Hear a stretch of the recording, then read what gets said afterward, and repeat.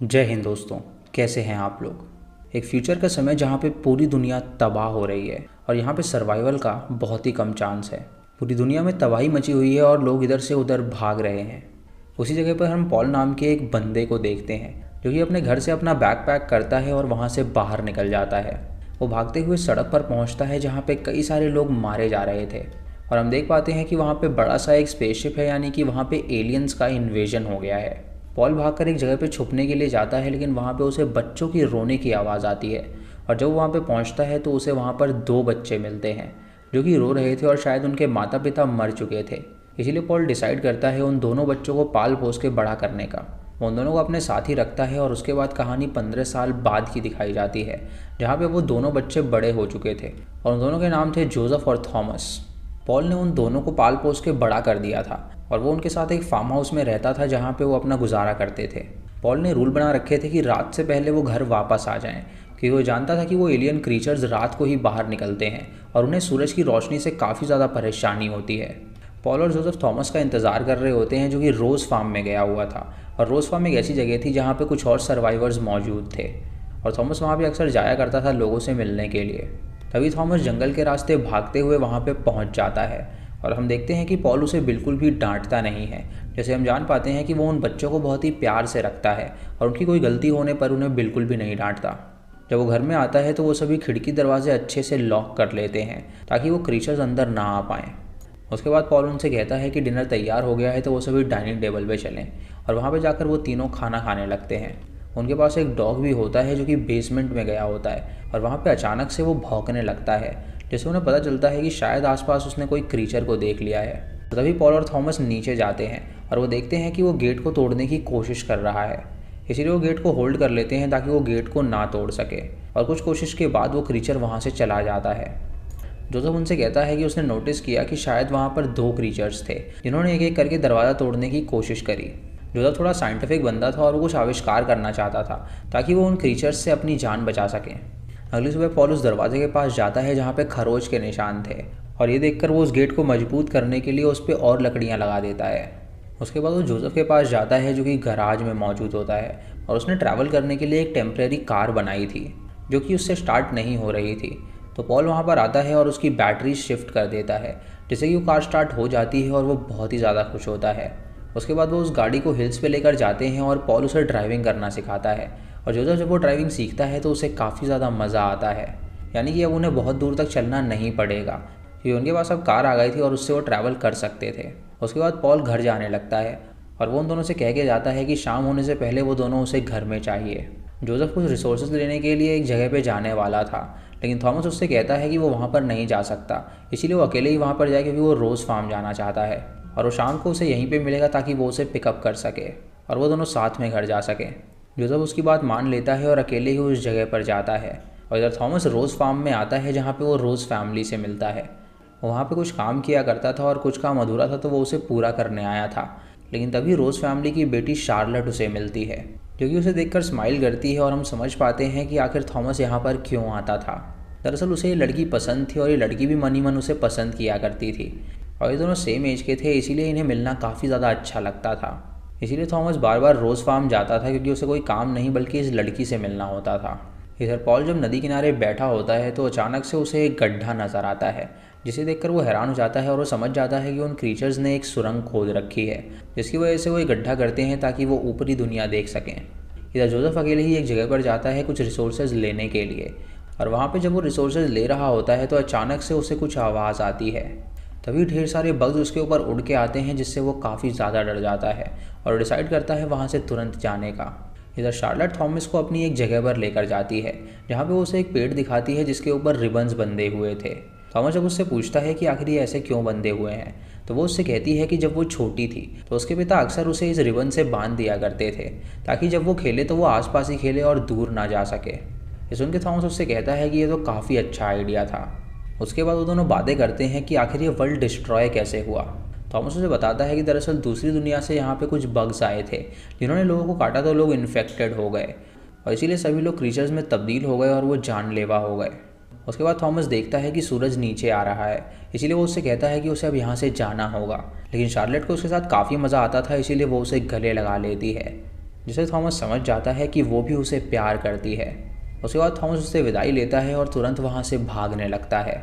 इधर जोसेफ भी जब वहाँ से बाहर निकलता है तो उसकी गाड़ी स्टार्ट नहीं हो रही थी, जिसकी वजह से वो काफ़ी परेशान हो जाता है। लेकिन काफ़ी परिश्रम करने के बाद उसकी गाड़ी स्टार्ट हो जाती है और वो तुरंत गाड़ी लेकर उस जगह पर पहुँचता है जहाँ पे उसका भाई उससे मिलने वाला था। लेकिन वो देखता है कि उसका भाई वहाँ पर मौजूद ही नहीं है, इसीलिए वो घर पहुँच जाता है, जहाँ पे पॉल उससे पूछता है कि आखिर उसका भाई कहाँ पर है। तो वो उससे कहता है कि वो उसे मिला ही नहीं। ये सुन के पॉल समझ जाता है कि शाम होने से पहले वो यहाँ पर नहीं आ सकता, इसीलिए वो जोसेफ से कहता है कि आज उसे अकेले ही इस घर में रात बितानी होगी और वो बाहर जा रहा है उसके भाई को ढूंढने के लिए। इधर जोसेफ जंगल से जब भाग रहा होता है तो अचानक से उसका पैर फिसल जाता है, जिसकी वजह से वो एक गड्ढे में गिर जाता है और इंजर्ड हो जाता है। जब उसकी आंखें खुलती हैं तो वो अपने आप को उस गुफा में देखकर हैरान हो जाता है और तभी अचानक वो अपने सामने एक क्रीचर को देखता है, जो कि एक गड्ढे के अंदर से उसकी तरफ हाथ बढ़ा रहा था उसे पकड़ने के लिए। तभी पॉल उसे ढूंढते हुए जंगल में आता है और उसे पता चलता है कि उसका बेटा एक गड्ढे में गिर गया है और वो उसे कहता है कि वो चिंता ना करे, वो नीचे आ रहा है उसे बचाने के लिए। वो किसी तरह उस गड्ढे के अंदर जाने का रास्ता ढूंढ लेता है और उसके पास पहुंचता है और थॉमस उसे देखकर उसे गले से लगा लेता है कि उसका पिता उसकी जान बचाने के लिए खतरों से खेल रहा था। इधर जोसेफ ने अपने घर के अंदर ट्रैप सेट करके रखा हुआ था ताकि अगर कोई क्रीचर वहाँ पर आए तो वो पकड़ा जाए। तभी एक क्रीचर उसके दरवाजे पर आता है और सोता हुआ देखकर वो अपना हाथ दरवाजे से अंदर डालता है और अपने नाखून को बड़ा करता है उसे छूने के लिए। लेकिन तभी अचानक वो गेट खोलकर अंदर आ जाता है और जैसे ही उसके कदम ट्रैप पर पड़ते हैं तो ऊपर से एक केज आता है जिसके अंदर वो बंद हो जाता है। ये देखकर जोसेफ खुश हो जाता है क्योंकि वो उसके ट्रैप में फंस गया था और उसने उसे इसलिए फंसाया था क्योंकि वो उस पर एक्सपेरिमेंट करना चाहता था और जानना चाहता था कि आखिर ये चीज़ है क्या। इधर पॉल और थॉमस जब उस गड्ढे में होते हैं तो कई सारे क्रीचर्स उन्हें देख रहे थे और थॉमस पॉल से कहता है कि उन्हें यहाँ से बाहर निकलना पड़ेगा। तभी वो क्रीचर उन पर अटैक कर देते हैं और पॉल पूरी रात उन क्रीचर्स से लड़ता रहता है, जिसकी वजह से वो काफ़ी जख्मी हो जाता है और वो बेहोश हो जाता है। जब अगली सुबह होती है तो थॉमस अपने पिता को उठाकर बाहर लेकर आता है और जोसेफ अपनी गाड़ी निकालता है उन दोनों को ढूंढने के लिए। जब वो जंगल में पहुंचता है तो देखता है कि उसका पिता जख्मी हालत में है, जो कि बेहोश पड़ा है। तो वो उसे तुरंत गाड़ी में बैठाता है और वहाँ से लेकर घर पहुँचता है। वो थॉमस से पूछता है कि आखिर ये कैसे हुआ। तो थॉमस उससे कहता है कि वो उन्होंने बहुत सारे क्रीचर्स को मारा है और एक क्रीचर ने उसके पिता को ज़ख्मी कर दिया है, जिसकी वजह से ऐसा हो गया। तभी अचानक थॉमस उस केज में बंद उस क्रीचर की आवाज़ सुनता है और वो उससे पूछता है कि आखिर ये यहाँ पर क्या कर रहा है। जो उसे बताता है कि दरअसल उसने उसे ट्रैप कर लिया था। तो थॉमस उससे कहता है कि उसे वो घर में नहीं रख सकते क्योंकि वो खतरनाक है, इसीलिए उसे जान से मारना ही होगा। जो उससे कहता है कि ऐसा वो नहीं कर सकते, लेकिन उन दोनों की झड़प हो जाती है जिसकी वजह से केज हिल जाता है और वो क्रीचर थोड़ी सी जगह पाकर वहाँ से बाहर निकल जाता है। थॉमस उससे कहता है कि अब इस क्रीचर को उन्हें मारना ही होगा वरना वो उन्हें मार डालेगा। वो दोनों तुरंत उस क्रीचर से लड़ने लगते हैं और उसे जान से मार डालते हैं और जोसेफ को देखकर बहुत ही बुरा लगता है, इसीलिए वो उसकी डेड बॉडी से ही रिसर्च करना स्टार्ट कर देता है। तभी थॉमस वहाँ पर आता है और उससे कहता है कि डैड को अभी भी होश नहीं आया है, तो उन्हें उनको लेकर रोज़ फार्म में जाना पड़ेगा मदद लेने के लिए। लेकिन जोसेफ उससे कहता है कि वो लोग उनकी हरगिज़ मदद नहीं करेंगे क्योंकि उन लोगों के जो रिसोर्सेज हैं वो उनके लिए ही हैं। थॉमस उससे कहता है कि उसे विश्वास है कि वो लोग मदद ज़रूर करेंगे और उसकी बात मान के जोसेफ और वो रोज़ फार्म के पास पहुँचते हैं, जहाँ पे वो उन लोगों से मदद मांगते हैं, लेकिन वो लोग उसकी मदद करने के लिए इनकार कर देते हैं। शार्लेट उसकी मदद करना चाहती थी और वो अपने माता पिता से कहती है कि वो लोग उसकी मदद क्यों नहीं कर रहे। तो वो उससे कहते हैं कि वो बच्ची है तो वो बीच में ना बोले। वो दोनों भाई निराश होकर वहाँ से जाने लगते हैं। तो रोज़ फैमिली उनसे कहती है कि अगर थॉमस चाहे तो वो यहाँ पर रुक सकता है, लेकिन वो उसके भाई और उसके पिता को अंदर बिल्कुल नहीं आने देंगे। ये सुन के जोसेफ को बहुत ही गुस्सा आता है और वो थॉमस से कहता है कि ये सब उसकी वजह से हुआ है, ना वो बाहर रहता और ना उनके पिता की ये हालत होती। लेकिन वो उसे छोड़ देता है और जोसेफ वहाँ से अपने पिता को लेकर चला जाता है और थॉमस रोज़ फार्म में ही रुकता है ताकि वो वहाँ पर रह सके। शार्लेट उसे अपने घर में ले जाती है जहाँ पे वो उसे खाना परोसती है और वो उससे कहती है कि उसे ये खाना खाना ही होगा क्योंकि अगर वो खाना नहीं खाएगा तो उसे एनर्जी नहीं मिलेगी।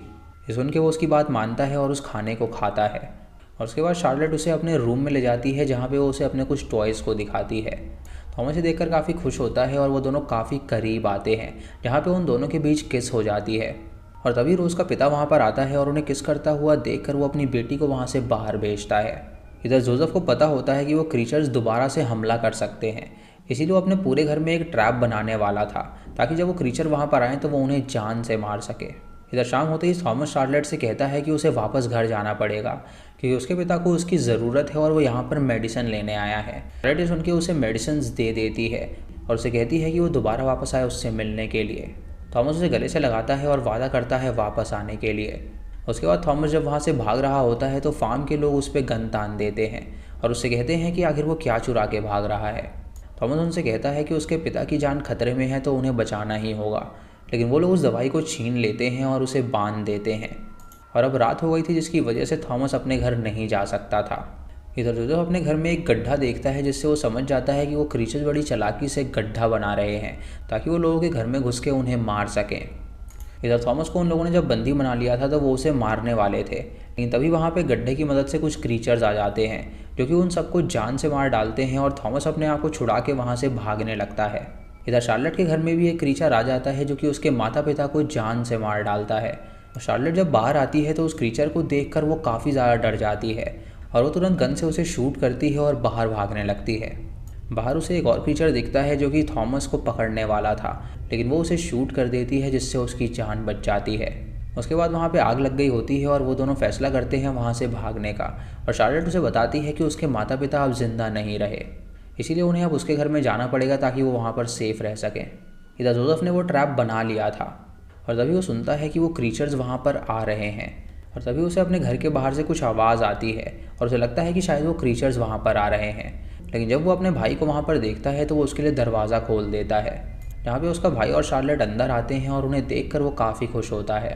तभी अचानक पॉल को होश आता है तो वो उसके पास जाते हैं, जहाँ पे वो उससे पूछते हैं कि अब वो क्रीचर्स उन पर हमला करने वाले हैं तो वो लोग क्या करें। तो पॉल उनसे कहता है कि अब उनसे बचने का सिर्फ एक ही तरीका है, उन लोगों को उन क्रीचर्स से फाइट करनी होगी ताकि वो लोग सर्वाइव कर सकें। ये सुन के वो तीनों तैयार हो जाते हैं और औजार ले लेते हैं ताकि वो क्रीचर का सामना करके उन्हें जान से मार सकें। जोसेफ थॉमस और शार्लेट से कहता है कि वो लोग उसकी मदद करें ताकि वो उस ट्रैप को अंदर ले आए जिसकी वजह से वो क्रीचर्स को मार सके। वो एक बड़े से फ्रिज को अंदर रख देता है और एक रूम में बहुत ही बड़ा सा एक्सप्लोजन लगाता है और उसके ऊपर अपने पिता की सिगरेट जला के रख देता है ताकि जब वो सिगरेट ख़त्म हो तो वो ब्लास्ट हो जाए और क्रीचर्स मारे जा सकें। तभी अचानक वहाँ पे कई सारे क्रीचर्स आ जाते हैं जो कि उन पे हमला कर देते हैं और वो सभी उनसे फाइट करते हैं और वो देख पाते हैं कि पॉल भी अब उठ चुका है जो कि उन क्रीचर्स को एक एक करके मारने लगता है। तो वो तीनों उस रूम में पहुँचते हैं फ्रिज के अंदर जाने के लिए, तो पॉल दरवाज़ा बंद कर देता है और वो बाहर ही रहता है। जोसेफ उससे कहता है कि वो ऐसा ना करे, वो अंदर आ जाए, लेकिन पॉल उसका कोई भी जवाब नहीं देता क्योंकि वो अपने बच्चों की रक्षा कर रहा था। वो याद करता है कि कैसे वो दोनों बच्चे उसे मिले थे जो कि अनाथ थे और उसने उन दोनों बच्चों को पाल पोस के बड़ा किया और उनसे बेपनाह प्यार किया। थॉमस जोसेफ से कहता है कि पिता अब उनकी बात नहीं सुनेंगे, तो भलाई इसी में है कि वो अपनी रक्षा करें। वो तीनों उस फ्रिज के अंदर जाके छुप जाते हैं ताकि जब ब्लास्ट हो तो उन्हें कोई असर ना हो और पॉल वहाँ पे एक एक करके उन क्रीचर्स को मारता है। लेकिन जब वो सिगरेट ख़त्म होती है तो वहाँ पर ब्लास्ट हो जाता है जिसकी वजह से उस घर में आग लग जाती है और क्रीचर्स मारे जाते हैं। जब ये लोग फ्रिज से बाहर निकलते हैं तो वो पॉल की लाश को ढूंढने लगते हैं, लेकिन अपने पिता की लाश उन्हें कहीं पर भी नहीं मिल रही थी। तभी वो देखते हैं कि एक क्रीचर जिंदा है जो कि उन्हें मार सकता है, इसीलिए वो अपनी गाड़ी में बैठते हैं और वहाँ से भागने लगते हैं। शार्लेट उस क्रीचर को शूट करती है जिससे वो मारा जाता है और सभी आगे बढ़ते हैं और पहली बार वो रात में सितारे देखते हैं क्योंकि रात में वो बाहर ही नहीं निकलते थे जिसकी वजह से उन्होंने कभी सितारा देखा ही नहीं था। अगली सुबह वो सभी लोगों का फ्यूनरल करते हैं जहाँ पे वो उन सबकी लाशों को गाड़ देते हैं और उन्हें श्रद्धांजलि देते हैं। शार्लेट उनसे पूछती है कि अब वो लोग कहाँ पर जाएंगे, तो जोसेफ उनसे कहता है कि उनके आसपास 23 फार्म्स हैं जहाँ पे कई सारे लोग रहते होंगे, तो कहीं ना कहीं उन्हें पनाह ज़रूर मिल जाएगी। वो तीनों गाड़ी में बैठते हैं और वहाँ से निकल जाते हैं दूसरे फार्म में जाने के लिए और इसी के साथ ये मूवी यहीं पर ख़त्म हो जाती है। तो दोस्तों ये थी आर्केडियन फिल्म की कहानी। आपको इसी कहानी कैसी लगी आप हमें कमेंट सेक्शन में ज़रूर बताइएगा। दोस्तों इस फिल्म में जो क्रीचर दिखाया गया है ऐसा क्रीचर मैंने कभी फिल्मों में नहीं देखा है क्योंकि ये क्रीचर जो है वो काफ़ी यूनिक है। फिल्म में ये बताया गया है कि वहाँ पे कुछ एलियंस आए थे जिसकी वजह से वहाँ पे इन्फेक्शन फैल गया था और कुछ लोग वहाँ पे क्रीचर बन गए थे जो कि रात को ही बाहर निकलते थे क्योंकि दिन में उन क्रीचर्स को काफ़ी ज़्यादा परेशानी होती थी। दिन में वो गुफाओं और गड्ढों में रहते थे और रात को बाहर निकलते थे। वो लोगों को शिकार करते थे और उन्हें जान से मार डालते थे और इन क्रीचर्स के पास एक एबिलिटी थी कि वो अपने शरीर को काफ़ी बड़ा कर सकते थे। जैसा कि हम उस सीन में देख सकते हैं कि खिड़की से एक क्रीचर अपने हाथ को बढ़ाता है और उसके बाद वो अपना नाखून निकालता है और वो नाखून भी बढ़ने लगता है। इस फिल्म में क्रीचर थोड़े थोड़े वेयरवुल्फ से मिलते जुलते हैं, लेकिन उनकी जो शक्ल दिखाई गई है वो दरअसल एक प्लाटिपस की तरह दिखाई गई है जो कि बहुत ही रफ्तार में अपना सर हिलाते हैं और वो अपने सर को भी खींच के लंबा कर सकते हैं। दोस्तों इस फिल्म में पॉल का कैरेक्टर काफ़ी ज़्यादा स्ट्रॉन्ग दिखाया गया है, क्योंकि वो एक पिता है और वो अपने बच्चों को बचाना चाहता है, और वो अपने बच्चों को बचाने के लिए किसी भी हद तक जा सकता है। हालांकि वो उसके अपने बच्चे नहीं थे, बल्कि वो उसे बचपन में मिले थे, लेकिन वो उन बच्चों को एक सच्चे पिता का ही प्यार दे रहा था, जहाँ पे वो उन्हें ना डांटता था ना कुछ कहता था। लेकिन उसने एक रूल बना रखा था कि शाम होने से पहले वो घर में आ जाएं, क्योंकि वो हरगिज़ नहीं चाहता था कि उन क्रीचर्स के हाथों उसके बच्चे मारे जाएं। तो दोस्तों ये थी आज की वीडियो। आपको ये वीडियो कैसी लगी आप हमें कमेंट सेक्शन में ज़रूर बताइएगा। चैनल पे नए हैं तो इसे सब्सक्राइब करें और बेल आइकॉन दबाएं नोटिफिकेशंस के लिए। और दोस्तों वीडियो को लाइक और शेयर करना बिल्कुल मत भूलिएगा। तो मैं मिलता हूँ आपको अगली वीडियो में, तब तक के लिए जय हिंद।